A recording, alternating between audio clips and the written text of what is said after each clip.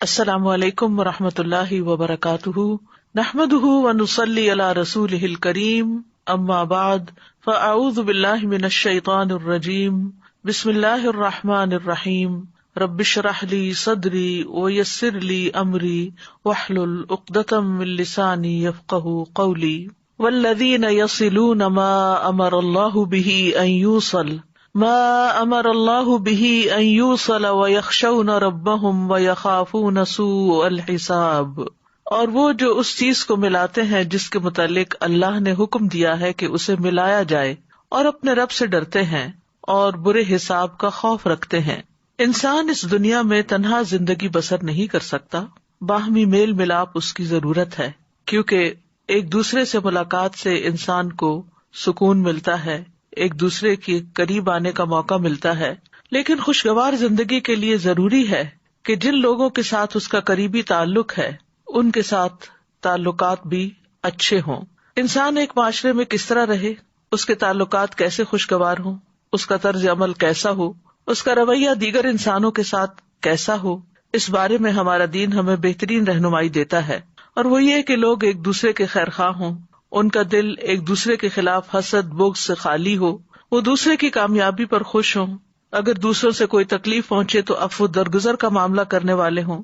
اور اس طرح اللہ سبحانہ تعالیٰ نے برائی کو بھلائی سے دور کرنے کا بھی حکم دیا ہے تاکہ باہمی تعلقات میں رخنے پیدا نہ ہوں۔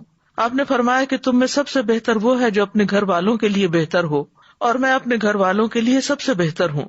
انسان کا سب سے پہلا امتحان خود اپنے گھر کے اندر ہوتا ہے، قریبی رشتوں کے ساتھ ہوتا ہے۔ اکثر ایسے معاملات پیش آتے ہیں جن سے انسان دل برداشتہ ہو جاتا ہے، لیکن اللہ کی نظر میں وہی اچھا ہے جو صبر سے کام لیتے ہوئے ان رشتوں کو نبھائے اور ان سے حسن سلوک کرتا رہے۔ ایسے شخص کے لیے انجام بھی اچھا ہے اور انعام بھی۔ تو آج کی گفتگو کا موضوع ہے رشتہ داروں سے حسن سلوک کیجیے، اور اس کے لیے ہم نے سورۃ الرعد کی آیت نمبر 21 کو بنیاد بنایا ہے۔ اس آیت سے پچھلی آیت میں کچھ یوں ذکر آیا ہے کہ بے شک نصیحت تو عقل مند ہی پکڑتے ہیں، انما یتذکر اولو الالباب، اولو الالباب یعنی عقل مند، عقل والے۔ تو عقل والے کون ہیں؟ جن کے اندر یہ صفات پائی جاتی ہوں۔ کئی ایک صفات کا ذکر ہے یہاں، لیکن آج ہم صرف ایک صفت کے اوپر بات کریں گے، اور وہ ہے رشتوں کو جوڑنے کے بارے میں، تعلقات اچھے رکھنے کے بارے میں۔ حقیقت یہ کہ کامیاب انسان وہی ہے جس کے تعلقات اچھے ہوں، جو لوگوں کے ساتھ رہنا جانتا ہو۔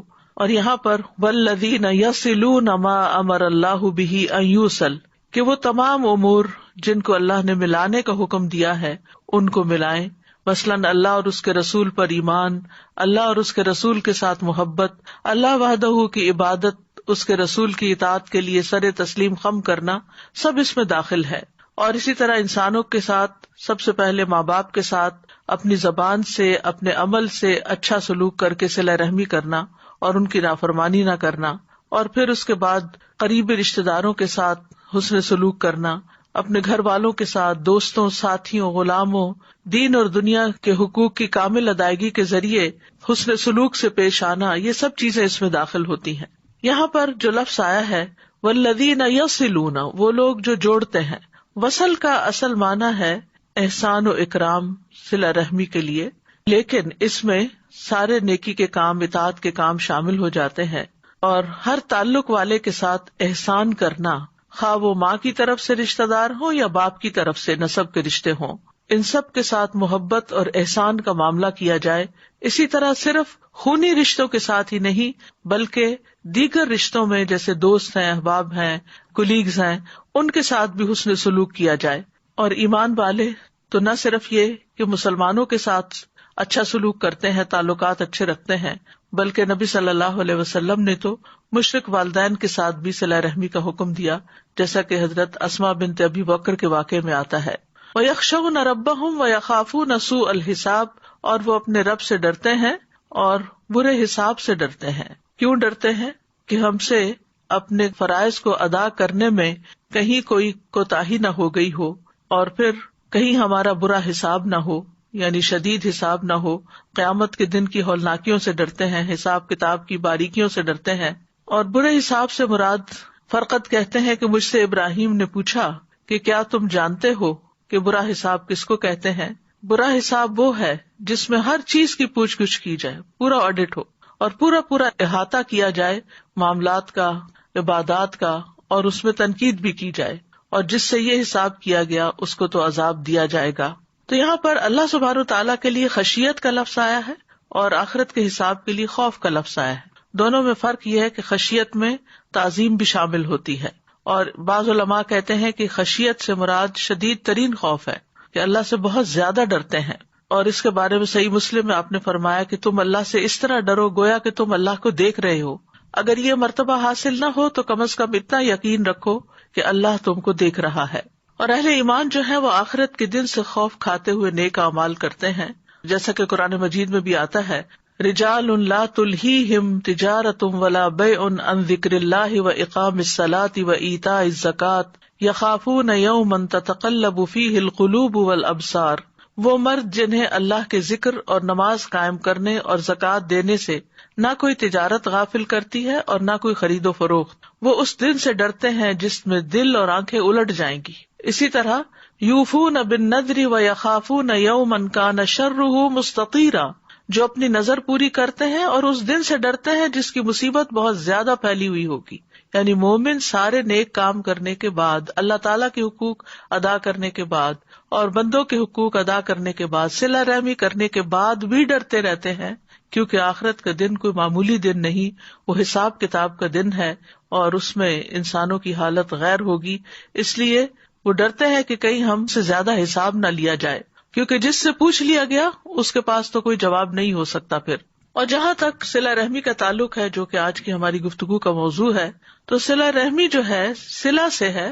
صلہ کہتے ہیں ایک چیز کو دوسری چیز کے ساتھ ملانا حتیٰ کہ وہ اس سے چمٹ جائے، اور اس کی ضد جو ہے ہجران ہے، یعنی چھوڑ دینا۔ ابن منظور نے لغوی اور اصطلاحی معنوں کے درمیان تعلق کو واضح کرتے ہوئے کہا کہ یہ ایک کنایہ ہے ان رشتہ داروں پر احسان کرنے کے بارے میں جو نسبی اور سسرالی ہوں، نسبی جو ماں باپ کی طرف سے ہوں اور سسرالی جو ساس سسر کے رشتے میں سے رشتہ دار بنے، ان پر شفقت کرنا اور ان کے ساتھ نرمی سے پیش آنا اور ان کے احوال کی رعایت کرنا، خواہ وہ دور کے رشتہ دار ہوں یا وہ بدسلوکی کرتے ہوں۔ یعنی صلہ رحمی میں صرف ماں کی طرف کے رشتہ دار شامل نہیں ہیں، کیونکہ رحم سے تعلق جوڑا جاتا ہے اس کا، تو پھر صرف سمجھا جاتا ہے شاید ماں ہی کے طرف سے جو رشتہ دار ہے، نہیں، اس میں باپ کی طرف سے بھی حسب نسب جو بھی انسان کا ہے، اور پھر صرف والدین ہی نہیں بلکہ سسرال بھی، یعنی میکا ہی نہیں، سسرال کے ناطے سے بھی جو رشتے بنتے ہیں وہ بھی شامل ہیں، اور پھر اس میں دور کے رشتے دار بھی شامل ہیں اور قریب کے بھی شامل ہیں، اور وہ بھی شامل ہے جو ہم سے اچھا سلوک کرتے ہیں اور وہ بھی شامل ہے جو ہم سے اچھا سلوک نہ کریں۔ تو صلہ رحمی کے برعکس ایک لفظ استعمال ہوتا ہے قطع رحمی، اور وہ ان تمام چیزوں کے برعکس کو کہتے ہیں۔ گویا جب وہ ان پہ احسان کرتا ہے تو اپنے اور ان کے درمیان قرابت داری اور سسرالی رشتہ داری اور جائز صلے اور عطیے کو ملاتا ہے، اور قطع رحمی میں کاٹتا ہے۔ صلہ رحمی کی ایک اور جامع تعریف یوں کی گئی ہے کہ صلہ رحمی کا مطلب یہ ہے کہ جتنا ہو سکے رشتہ داروں کو خیر پہنچائی جائے، اور حسب طاقت جتنا ہو سکے ان سے شر کو دور کیا جائے۔ یعنی صلہ رحمی کا لفظ چونکہ عربی کا لفظ ہے تو عام طور پر لوگ سمجھتے نہیں کہ پھر کرنا کیا ہے، تو کرنے میں یہ ہے کہ اپنے اور سسرالی رشتہ داروں کو جو بھی خیر پہنچا سکتے ہو، جو کچھ اللہ نے تمہیں دیا ہے وہ ان تک پہنچاؤ، اور انہیں اگر کوئی تکلیف آ گئی تو اس تکلیف کو ان سے دور کرو۔ یہ ہے صلہ رحمی۔ امام نووی کہتے ہیں صلہ رحمی رشتہ داروں پر اس انداز میں احسان کرنا ہے کہ وہ صلہ رحمی کرنے والے کے اور جس کے ساتھ صلہ رحمی کی جا رہی ہے اس کے حالات کے مناسب ہو۔ کبھی یہ مال کے ذریعے ہوتی ہے، کبھی خدمت کرنے سے، کبھی صرف ملاقات اور سلام کرنے سے ہوتی ہے۔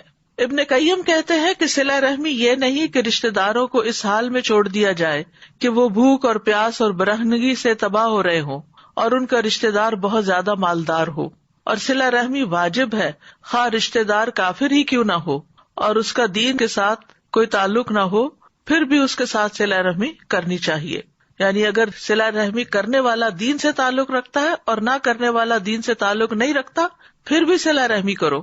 اسی طرح یہ بھی کہا گیا ہے کہ فوائد کا تبادلہ کرنا، یعنی ایک دوسرے کو صرف فائدہ پہنچانا ہی صلہ رحمی نہیں، یہ کہ اگر تمہارے رشتہ دار تمہارے ساتھ صلہ رحمی کرے تو تم بھی ان کے ساتھ صلہ رحمی کرو، اور اگر وہ تم سے دور چلے جائے تو تم بھی دور چلے جاؤ. یہ صلہ رحمی کی صفت نہیں، یہ تو ایک دوسرے کو بدلہ دینا ہے. یعنی یہ تو آپ نے بدلہ دیا، کسی نے آپ سے اچھا کیا، آپ نے بدلے میں اچھا کر دیا، یعنی یہ تو فوائد کا تبادلہ ہو گیا. لیکن صلہ رحمی کا معاملہ ان تمام چیزوں سے بلند ہے.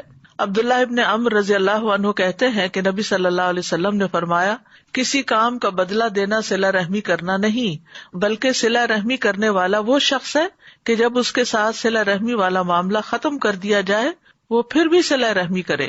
سلیمان بن موسیٰ کہتے ہیں، ابن محیریز سے کہا گیا کہ رشتہ داروں کا کیا حق ہے؟ انہوں نے کہا، اگر رشتہ دار آپ کی طرف آئیں تو ان کا استقبال کیا جائے، ویلکم کیا جائے، اور اگر وہ پیٹھ پھیر کے جائیں تو ان کے پیچھے جایا جائے.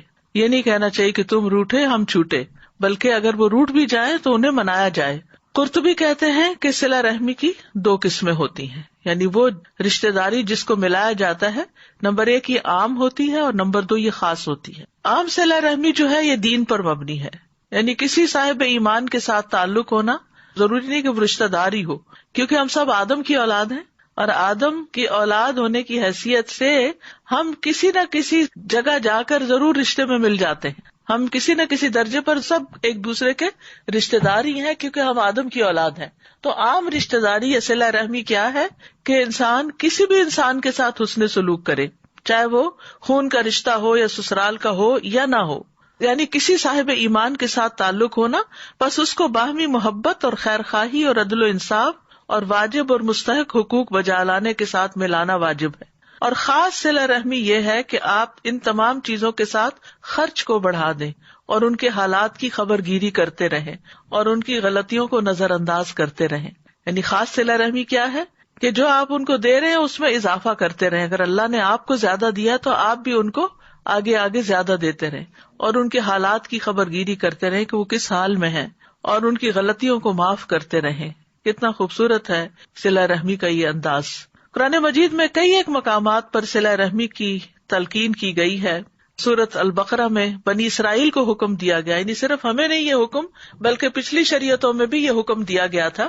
وَإِذْ أَخَذْنَا مِيثَاقَ بَنِي إِسْرَائِيلَ لَا تَعْبُدُونَ إِلَّا اللَّهَ وَبِالْوَالِدَيْنِ إِحْسَانًا وَذِي الْقُرْبَى وَالْيَتَامَى وَالْمَسَاكِينِ وَقُولُوا لِلنَّاسِ حُسْنًا وَأَقِيمُوا الصَّلَاةَ وَآتُوا الزَّكَاةَ ثُمَّ تَوَلَّيْتُمْ إِلَّا قَلِيلًا مِّنكُمْ وَأَنتُم مُّعْرِضُونَ. اور جب ہم نے بنی اسرائیل سے پختہ عہد لیا کہ تم اللہ کے سوا کسی کی عبادت نہ کرو گے، اور ماں باپ اور قرابت والے اور یتیموں اور مسکینوں سے احسان کرو گے، اور لوگوں سے اچھی بات کہو، نماز قائم کرو اور زکوٰۃ دو، پھر تم اس سے پھر گئے مگر تم میں سے تھوڑے، اور تم منہ پھیرنے والے ہو. اور یہ صرف بنی اسرائیل کا حال نہیں، آج امت مسلمہ کا بھی یہی حال ہے کہ ہمیں عمومی طور پر لوگوں کے درمیان تعلقات خراب نظر آتے ہیں، رشتے کمزور نظر آتے ہیں، اور دوسروں کے ساتھ احسان اور بھلائی کے رویے بہت کم دیکھنے میں ملتے ہیں. اگر تمام انسان جن کو اللہ نے دیا ہے وہ دینے والے بن جائیں اور اللہ کی مخلوق کا خیال رکھنے والے ہوں تو دنیا میں شاید نہ کوئی بھوکا ہو اور نہ ہی کوئی ضرورت مند اس طرح کا ہو کہ وہ گھٹ گھٹ کے اور سسک کے علاج کے لیے مر جائے یا کسی اور ضرورت کے لیے دن رات پریشان رہتا ہو. اسی طرح سورۃ النساء میں بھی حکم دیا گیا، وَاعْبُدُوا اللَّهَ وَلَا تُشْرِكُوا بِهِ شَيْئًا وَبِالْوَالِدَيْنِ إِحْسَانًا وَبِذِي الْقُرْبَى وَالْيَتَامَى وَالْمَسَاكِينِ وَالْجَارِ ذِي الْقُرْبَى وَالْجَارِ الْجُنُبِ وَالصَّاحِبِ بِالْجَنبِ وَابْنِ السَّبِيلِ وَمَا مَلَكَتْ أَيْمَانُكُمْ إِنَّ اللَّهَ لَا يُحِبُّ مَنْ كَانَ مُخْتَالًا فَخُورًا. اور اللہ کی عبادت کرو اور اس کے ساتھ کسی چیز کو شریک نہ بناؤ، اور ماں باپ کے ساتھ اچھا سلوک کرو، اور قرابت والوں کے ساتھ، اور یتیموں اور مسکینوں اور قرابت والے ہمسائے اور اجنبی ہمسائے اور پہلو کے ساتھی اور مسافر کے ساتھ، اور ان کے ساتھ بھی جن کے مالک تمہارے دائیں ہاتھ بنے ہیں. یقیناً اللہ ایسے شخص سے محبت نہیں کرتا جو اکڑنے والا، شیخی مارنے والا ہو. تو بہرحال تمام انسانوں سے اچھے سلوک کا حکم دیا گیا ہے، لیکن رشتے دار باقی سب کی نسبت زیادہ حقدار ہوتے ہیں. سورۃ انفال میں آتا ہے وَأُولُو الْأَرْحَامِ بَعْضُهُمْ أَوْلَىٰ بِبَعْضٍ فِي كِتَابِ اللَّهِ إِنَّ اللَّهَ بِكُلِّ شَيْءٍ عَلِيمٌ. اور رشتے دار اللہ کی کتاب میں ایک دوسرے کے زیادہ حقدار ہیں، بے شک اللہ ہر چیز کو خوب جاننے والا ہے.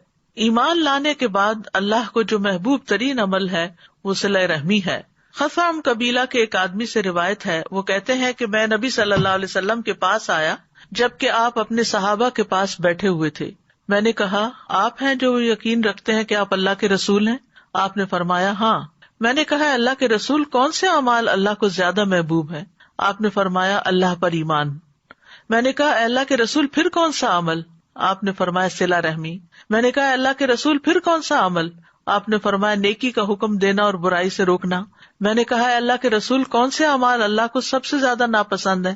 آپ نے فرمایا اللہ کے ساتھ شرک کرنا. میں نے کہا اللہ کے رسول پھر کون سا عمل؟ آپ نے فرمایا قطع رحمی یعنی رشتے کاٹنا، لوگوں سے تعلقات کاٹ لینا.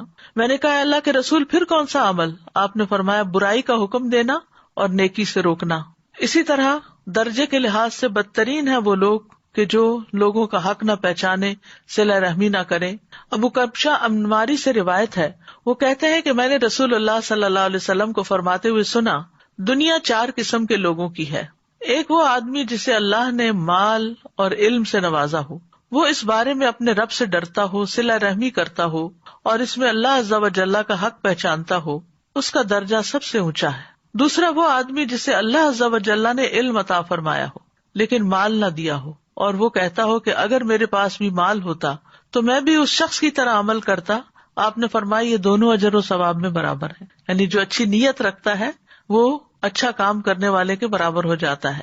تیسرا وہ آدمی جسے اللہ نے مال سے تو نوازا ہو لیکن علم نہ دیا ہو، وہ بدحواسی میں اسے ناحق مقام پر خرچ کرتا رہے، نہ اپنے رب سے ڈرے، نہ صلہ رحمی کرے، نہ اپنے رب عز و جل کا حق پہچانے، اس کا درجہ سب سے بدترین ہے. چوتھا وہ آدمی جسے اللہ نے نہ مال سے نوازا نہ علم سے، اور یہ کہتا ہو کہ اگر میرے پاس بھی فلاں شخص کی طرح مال ہوتا تو میں بھی اس شخص کی طرح کے کاموں میں خرچ کرتا. یہ دونوں گناہ میں برابر ہیں، یعنی اگر کسی بری مثال کو اپنے سامنے رکھتا ہے تو پھر اسی درجے میں آ جاتا ہے. تو بدترین انسان کس کو کہا گیا؟ جو نہ رب سے ڈرے، نہ صلہ رحمی کرے، نہ رب کا حق پہچانے کہ مجھے کس طرح کی عبادت اور کیسے کرنی چاہیے. اور جو شخص اس کو آئیڈیل بنا لے وہ بھی اس کے ساتھ ہی ہے. پھر رسول اللہ صلی اللہ علیہ وسلم کو جو دین دے کر بھیجا گیا، جو تعلیمات دے کر بھیجی گئی، ان میں ہمیں صلہ رحمی کا خاص حصہ ملتا ہے. عمرو ابن ابسہ کہتے ہیں، میں مکہ میں نبی صلی اللہ علیہ وسلم کی خدمت میں حاضر ہوا اور آپ سے پوچھا آپ کون ہیں؟ آپ نے فرمایا میں نبی ہوں. میں نے پوچھا نبی کیا ہوتا ہے؟ آپ نے فرمایا مجھے اللہ نے بھیجا ہے. میں نے کہا آپ کو کیا پیغام دے کر بھیجا ہے؟ آپ نے فرمایا اللہ نے مجھے صلہ رحمی کرنے، بتوں کو توڑنے، اللہ کو ایک قرار دینے اور اس کے ساتھ کسی کو شریک نہ ٹھہرانے کا پیغام دے کر بھیجا ہے. اسی طرح نبی صلی اللہ علیہ وسلم نے صلہ رحمی کا تاکیدی حکم بھی دیا. ابو ذر رضی اللہ عنہ کہتے ہیں، میرے خلیل نے مجھے 7 باتوں کا حکم دیا ہے. یہ کہ میں قرابت دار سے تعلق قائم رکھوں اگرچہ وہ پیٹھ پھیرے، اگرچہ وہ ہم سے اچھا سلوک نہ کرے پھر بھی اس سے رشتہ جوڑ کے رکھوں. اسی طرح ایک اور جگہ پر فرمایا اتقوا اللہ وصلوا ارحامکم، اللہ کا تقوی اختیار کرو اور صلہ رحمی کرو. یہاں آپ دیکھ رہے ہیں کہ متعدد بار یہ بات ملتی ہے کہ اللہ سے ڈرو اور صلہ رحمی کرو، یا اللہ سے ڈرتے ہیں اور صلہ رحمی کرتے ہیں. تو حقیقت یہ ہے کہ جو لوگ اللہ سے ڈرتے ہیں وہی رشتوں کو نبھا سکتے ہیں، کیونکہ جن قریبی لوگوں کے ساتھ انسان رہتا ہے یا ان کے درمیان میں رہتا ہے تو ان سے بہت دفعہ اختلاف بھی ہوتا ہے، بہت دفعہ ان کے ساتھ آرگیومنٹس ہو جاتے ہیں، بدمزگی ہو جاتی ہے، بدگمانیاں ہو جاتی ہیں، لڑائی جھگڑے ہو جاتے ہیں. تو انسان پھر اپنے دل میں گرج پال لیتا ہے، بغض رکھ لیتا ہے. تو اس سے نکلنے کے لیے بہت ضروری ہے کہ انسان کے اوپر اللہ کا ڈر ہو، کیونکہ جو اللہ سے ڈرتا ہے وہی رشتوں کو نبھا سکتا ہے. اگر اللہ سے نہ ڈرا جائے، انسان اگر اپنی خواہش نفس پہ چلنے لگے تو پھر انسان کے حالات میں بہتری نہیں آ سکتی. حضرت انس رضی اللہ عنہ سے مروی ہے کہ نبی صلی اللہ علیہ وسلم نے اپنی بیماری کے ایام میں فرمایا تمہارے رشتے دار یعنی رحم کے رشتوں کو توڑنے سے بچو. صلہ رحمی کرنے کا جب حکم ملتا ہے اور اتنی تاکید ملتی ہے تو بعض اوقات ہم یہ سوچنے لگتے ہیں کہ شاید اس سے مراد دوسروں کو فائدہ پہنچانا ہے یا دوسروں کا فائدہ ہے، لیکن حقیقت یہ ہے کہ یہ انسان کے اپنے حق میں بہت فائدہ مند ہے. جو انسان جوڑنے والا ہوتا ہے، جو انسان دینے والا ہوتا ہے، وہی پانے والا ہوتا ہے، اسی کو خیر ملتی ہے. تو صلہ رحمی جو ہے آپس میں محبت بڑھانے کا ذریعہ ہے. ابن عمر کہتے ہیں جو اپنے رب کا تقوی اختیار کرے اور صلہ رحمی کرے اس کی موت میں تاخیر کر دی جاتی ہے، یعنی عمر لمبی ملتی ہے اس کو، اور اس کے مال میں اضافہ کر دیا جاتا ہے اور اس کے گھر والے اس سے محبت کرنے لگتے ہیں. اب یہ وہ چیزیں ہیں جو ہم سب کی خواہش اور تمنا ہے کہ ہمیں لمبی زندگی ملے، مال زیادہ ملے، گھر والوں کی محبت ملے، شوہر کی محبت ملے، بچوں کی محبت ملے، تو اس کے لیے انسان کو اپنے نفس کے خلاف جا کر ایسے لوگوں کے ساتھ احسان کرنے کی ضرورت ہے کہ جو ہمارے ساتھ اچھا نہیں کرتے، جو ہم سے دور بھاگتے ہیں، جو ہمارا خیال نہیں رکھتے، جو ہمیں نہیں پوچھتے ہماری مشکلات میں، ان کے ساتھ پھر احسان کیا جائے، اچھا سلوک کیا جائے۔ حضرت انس کہتے ہیں میں نے رسول اللہ صلی اللہ علیہ وسلم سے سنا، آپ نے فرمایا جس شخص کو پسند ہو کہ اس کے رزق میں وسعت ہو یا اس کی عمر دراز ہو تو اسے چاہیے کہ وہ صلہ رحمی کرے۔ انس بن مالک سے مسند احمد کی روایت ہے، جس شخص کو یہ بات پسند ہو کہ اس کی عمر میں برکت اور رزق میں اضافہ ہو جائے، اسے چاہیے کہ اپنے والدین کے ساتھ نیکی کرے اور صلہ رحمی کیا کرے۔ رسول اللہ صلی اللہ علیہ وسلم نے فرمایا جس نیکی کا بہت جلد اجر مل جاتا ہے، جلدی صلہ ملتا ہے، وہ صلہ رحمی ہے۔ یعنی کچھ نیکی آپ کرتے ہیں تو ان کا بدلہ آپ کو آخرت میں ملے گا، کچھ نیکی آپ ایسے کرتے ہیں ان کا صلہ آپ کو دنیا میں بھی ملتا ہے، آخرت میں بھی ملتا ہے۔ تو جس نیکی کا بدلہ انسان کو جلد یعنی دنیا میں بھی مل جاتا ہے وہ کیا ہے؟ صلہ رحمی۔ یہاں تک کہ کچھ گھرانوں کے لوگ فاجر و فاسق ہوتے ہیں، یعنی دین میں نہیں ہوتے، لیکن وہ صلہ رحمی کرتے ہیں تو ان کے مال بڑھ جاتے ہیں اور ان کے افراد کی کثرت ہو جاتی ہے، یعنی خاندان بھی بڑھ جاتا ہے اور مال بھی بڑھ جاتا ہے۔ اسی طرح ایک اور روایت میں آتا ہے، ابو ہریرہ کہتے ہیں کہ نبی صلی اللہ علیہ وسلم نے فرمایا 3 چیزیں برحق ہیں۔ نمبر 1، جس بندے پر ظلم ہو اور وہ اللہ کی خاطر اس پہ خاموشی اختیار کر لے، اللہ اپنی مدد کے ذریعے اس کی عزت میں اضافہ کرتا ہے۔ نمبر 2، جو آدمی صلہ رحمی کے لیے جود و سخا کا دروازہ کھولتا ہے تو اللہ اس کے مال میں اتنا ہی اضافہ کر دیتا ہے، یعنی کم نہیں ہونے دیتا اس کے مال کو۔ اور جو آدمی اپنے اوپر مانگنے کا دروازہ کھولتا ہے تاکہ اپنا مال بڑھا لے تو اللہ عز و جل اس کی قلت میں اور اضافہ کر دیتا ہے۔ اور پھر یہ بھی ہے کہ رشتہ دار کو دینے کا دگنا اجر ملتا ہے۔ سلمان بن عامر کہتے ہیں نبی صلی اللہ علیہ وسلم نے فرمایا بے شک مسکین آدمی کو صدقہ دینا صرف صدقہ ہے، جبکہ قرابت دار کو صدقہ دینا صدقہ بھی ہے اور صلہ رحمی بھی ہے، دوہرا اجر ہے۔ عمر بن دینار کہتے ہیں جان لو کہ فرض نماز ادا کرنے کے لیے اٹھائے جانے والے قدم کے بعد رشتہ داری کو ملایا جانے والا قدم اجر میں سب سے زیادہ بڑا ہے۔ یعنی نماز کے لیے اٹھتے اور آگے جاتے ہو تو اسی طرح اگر کسی رشتہ دار کے لیے اٹھ کے اس کو ویلکم کرتے ہو یا اس کی خدمت کے لیے جاتے ہو یا اس کی خیر خبر کرتے ہو تو یہ قدم اللہ سبحانہ تعالیٰ کو پسند ہے اور اجر میں بہت بڑا ہے۔ طیبی کہتے ہیں کہ اللہ دنیا میں رشتہ داری ملانے والے کے اثر کو لمبی دیر تک باقی رکھتا ہے تو وہ جلدی کمزور نہیں پڑتا جیسے کہ رشتہ داری کاٹنے والے کے اثرات کمزور پڑ جاتے ہیں، یعنی انفلوئنس نہیں کر سکتا جو رشتے کاٹے۔ صلہ رحمی دنیا میں بھی کام آتی ہے اور قبر میں بھی کام آئے گی۔ نبی صلی اللہ علیہ وسلم نے فرمایا میت کو جب اس کی قبر میں رکھا جاتا ہے تو وہ ان کے پلٹ جانے کے وقت ان کے جوتوں کی آواز سنتی ہے، سو اگر وہ مومن ہوتا ہے تو نماز اس کے سرہانے ہوتی ہے، روزہ اس کی دائیں طرف ہوتا ہے، زکوٰۃ اس کی بائیں طرف ہوتی ہے، اور دیگر نیک کام صدقہ صلہ رحمی نیکی اور لوگوں سے اچھائی اس کے دونوں پاؤں کے پاس ہوتے ہیں۔ تو اس سے کیا پتہ چلتا ہے کہ قبر میں اگر عذاب آنے لگے تو صلہ رحمی جو ہے وہ پروٹیکشن کا کام دیتی ہے، اور وہ کہتے ہیں کہ میری طرف آنے کا کوئی راستہ نہیں ہے۔ پھر اسی طرح آخرت میں بھی جو لوگ ایمان لائے اور ان کی اولاد کسی بھی درجے میں ایمان کے ساتھ ان کے پیچھے چلی تو اللہ تعالیٰ فرماتے ہیں ہم ان کی اولاد کو ان کے ساتھ ملا دیں گے اور ان سے ان کے عمل میں کچھ کمی نہ کریں گے۔ ہر آدمی اس کے عوض جو اس نے کمایا گروی رکھا ہوا ہے، ہر آدمی جو اس نے کمایا اس کے عوض گروی رکھا ہوا ہے، یعنی اس کی جان نہیں چھوٹ سکتی جب تک کہ وہ اپنی جان کا کوئی تاوان نہ دے دے۔ اسی طرح یہ کہ صلہ رحمی جنت میں لے جانے والا عمل ہے۔ نبی صلی اللہ علیہ وسلم نے پہلی تعلیم جو مدینہ والوں کو دی تھی وہ کیا تھی کہ سلام پھیلاؤ، اچھی گفتگو کرو، صلہ رحمی کرو، اور راتوں کو جب لوگ سو رہے ہوں تو تم قیام کرو، تم سلامتی کے ساتھ جنت میں داخل ہو جاؤ گے۔ اس کے برعکس جو دوسرا رویہ ہوتا ہے جس میں انسان رشتہ داروں کو پوچھتا بھی نہیں ہے، ان کی خیر خیریت بھی نہیں لیتا، وہ ہے قطع رحمی، رشتوں کو کاٹنا۔ سورۃ البقرہ میں اللہ تعالیٰ فرماتے ہیں جو اللہ کے عہد کو اس کے مضبوط باندھ دینے کے بعد توڑ دیتے ہیں اور جس چیز کا اللہ نے جوڑنے کا حکم دیا اس کو کاٹ ڈالتے ہیں اور زمین میں فساد کرتے ہیں، یہی لوگ دراصل خسارہ پانے والے ہیں۔ یاد رکھیے رشتوں کو کاٹنا اللہ کی لعنت کا مستحق بناتا ہے انسانوں کو۔ والذین ینقضون عہد اللہ من بعد میثاقہ ویقطعون ما امر اللہ بہ ان یوصل ویفسدون فی الارض اولئک لہم اللعنۃ ولہم سوء الدار اور وہ لوگ جو اللہ کے عہد کو پختہ کرنے کے بعد توڑ دیتے ہیں اور اس چیز کو کاٹ دیتے ہیں جس کے متعلق اللہ نے حکم دیا کہ اسے ملایا جائے، اور زمین میں فساد کرتے ہیں، یہی لوگ ہیں جن کے لیے لعنت ہے اور انہی کے لیے اس گھر کی خرابی ہے۔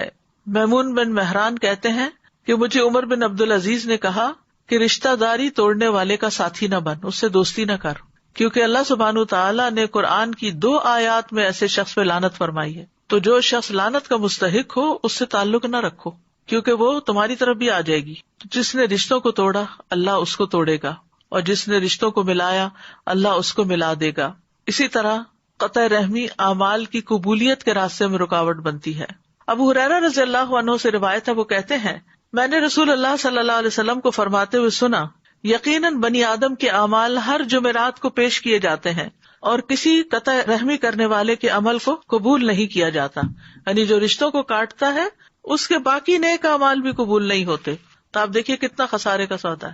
ناراضگیاں ہو جاتی ہیں، ایک دوسرے سے تعلقات خراب ہو جاتے ہیں، لیکن انسان کو معاف کر کے پھر دوسرے کے ساتھ حسن سلوک کرتے رہنا چاہیے، اسی میں انسان کی بھلائی ہے۔ قطع رحمی دنیاوی تنگی کا باعث بھی بنتی ہے۔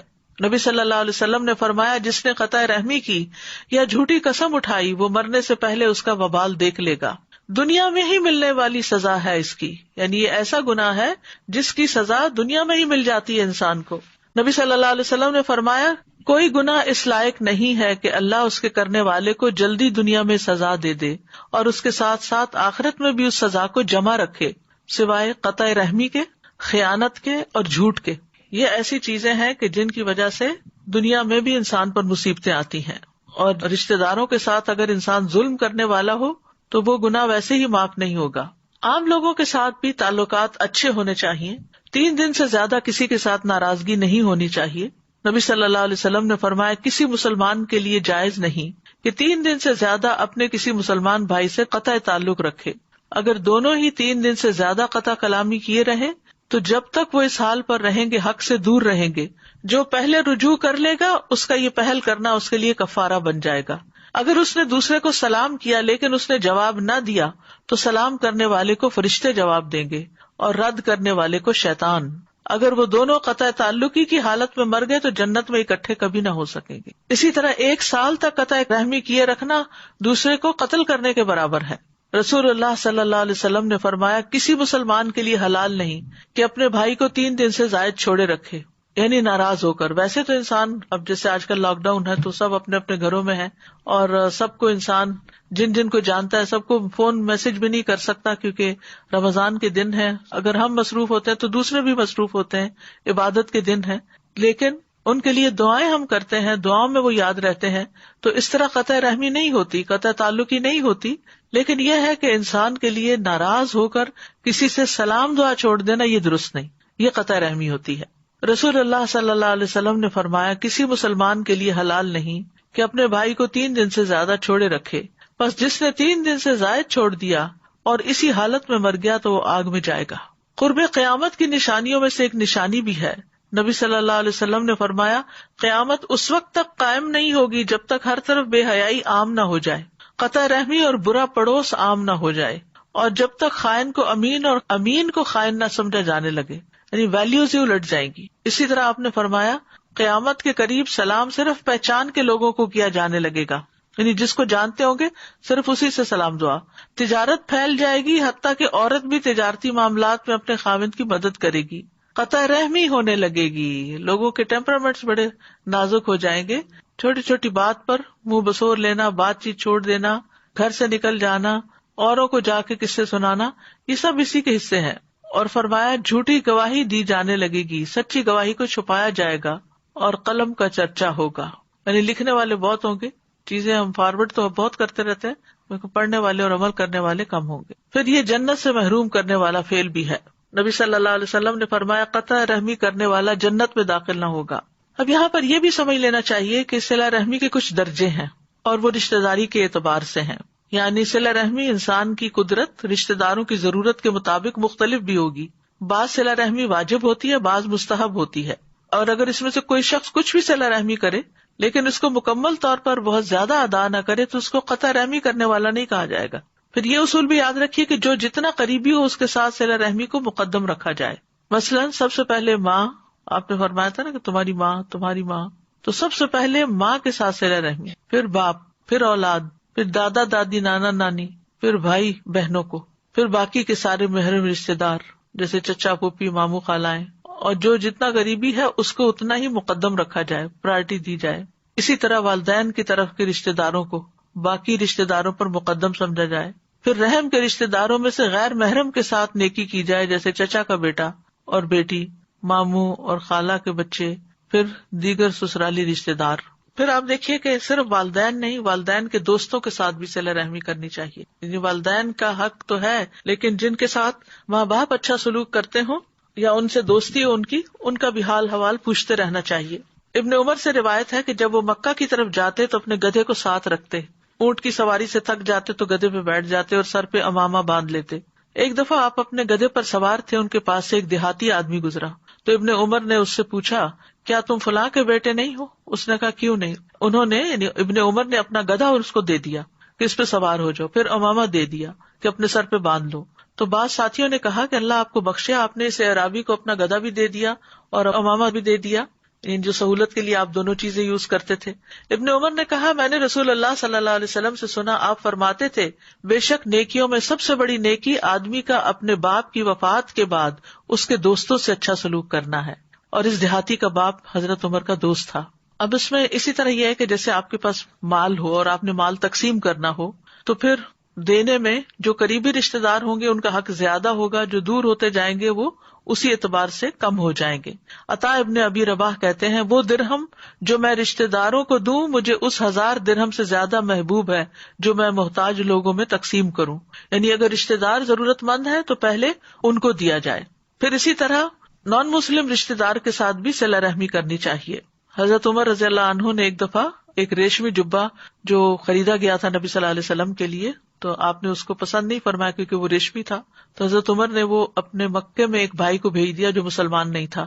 تو بہرحال ہر قریبی اور دور والے رشتے کے ساتھ صلہ رحمی کرنی چاہیے. ابن عباس کہتے ہیں کہ اپنے حسب نسب یاد رکھو، رشتے یاد رکھو جن کے ساتھ تم صلہ رحمی کر سکو. خاص طور پر جو لوگ باہر کے ممالک میں رہتے ہیں وہ بیک ہوم اپنے جو رشتے دار ہیں، بہن بھائی ہیں، ان کے بچے ہیں، ماموں پھوپھی وغیرہ، ان سب کا تعارف اپنے بچوں کو ضرور کروائیں کہ کون کیا ہے. ابن عباس کہتے ہیں اپنے حسب نسب یاد رکھو تاکہ تم صلہ رحمی کر سکو. اگر رشتے ہی یاد نہیں ہوں گے تو رشتے داری کہاں سے نبھائی جائے گی. پھر فرمایا اگر رشتے داروں کو صلہ رحمی کے ساتھ قریب کیا جائے تو وہ دور نہیں ہوتے اگرچہ وہ دور ہوں، اور رشتے دار کو جب دور کر دیا جائے تو وہ قریب نہیں ہوتے اگرچہ وہ قریب ہی کیوں نہ ہو. اور ہر رشتہ داری قیامت کے دن اپنے ساتھی کے سامنے آئے گی اور وہ اس کے حق میں رشتہ داری ملانے کی گواہی دے گی اگر اس نے اس کو جوڑا ہوگا، اور اس کے خلاف کاٹنے کی گواہی دے گی اگر اس نے اس کو کاٹا ہوگا. اب کرنے کے کام کیا کیا ہے؟ سب سے پہلی بات یہ ہے کہ رشتہ داروں سے ملاقات کی جائے، لیکن اس طرح ملاقاتیں نہ شروع کر دیں کہ جس سے دوسرے کے کام کاج جو ہیں ان میں حرج آئے. رشتہ داروں سے ملاقات جو